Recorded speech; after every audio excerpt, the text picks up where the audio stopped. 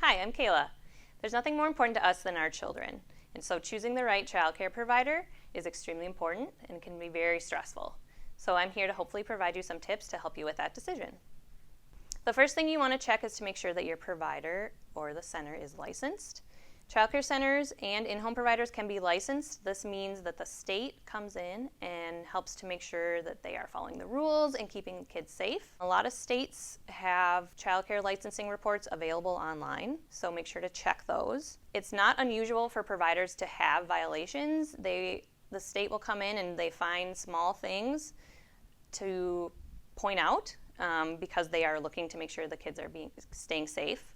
So you don't necessarily need to eliminate a provider just because they have violations. You want to look for red flag violations. So these would be child abuse violations, if you have an infant, any safe sleep violation. So if they got cited for having a child sleeping in a car seat, that would be a red flag to me. Any child on child abuse violations would be a red flag to me because that shows that the teachers are not supervising adequately. Any violations where they left a child alone, if they left them out on the playground, they left them behind on a field trip, that's also a red flag.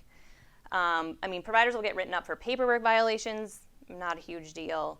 Some of the smaller stuff, I wouldn't worry too much about. Licensing has different rules on how many different kinds of toys you have to have in the classroom, so if they get cited for those kinds of things, that wouldn't be as big of a deal to me. So it's really important to visit the center or the home multiple times. Pay attention to how it sounds, how it feels. Does it smell good? Do the kids seem happy?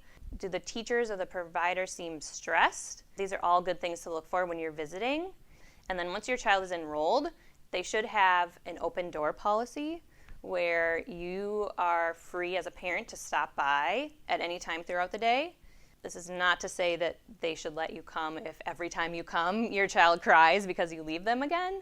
But just in general, they should have an open door policy because if they have set times for you to drop off and pick up and you're not allowed at any other time, that's a big red flag. There was a story out of Texas where a provider basically said parents can come between this and this time, and she had them ready in their car seats at the door, and the parents never even got into the house, which turned out to be a huge issue because actually she was abusing children in their house. So you really want to make sure that your provider always has that open door policy. You as a parent have a legal right to have access to your child at any point throughout the day. Definitely make sure that is the case with your provider.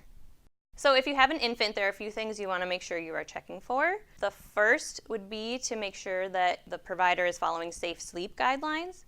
So this means that the child should be sleeping alone on their back and in a crib. So they should have a crib or a pack and play for every child. It's not safe for kids to be sleeping in car seats for extended periods of time or in swings or in bouncers. So definitely make sure to ask to see where the kids are going to be sleeping. Sometimes in-home providers will say, yep, they just take their naps upstairs. You really want to make sure that your child will be in a safe sleep environment, so ask to see where they're going to be sleeping. You also want to make sure you're checking how they warm bottles. The best way to warm bottles is with warm water in a sink.